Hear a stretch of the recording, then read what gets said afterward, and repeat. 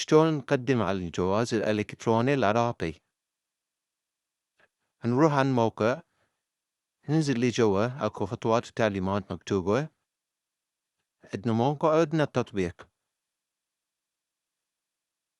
هاي شارح لك شلون، فإحنا راح نروح على الموقع، نروح على الحجز، نكتب الاسم الرباعي، نكمل معلوماتنا، رقم التليفون أهم شي ماكو صفر بالبداية نكتبه، نكتب الرقم الوطني،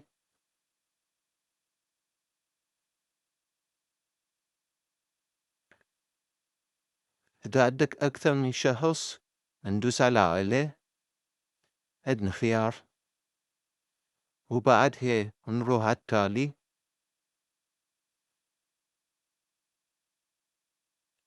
تطلع عنا هنا المحافظة، العنوان، رصافة وكرف، مكتب الجوازات نختاره، نروح على التقديم،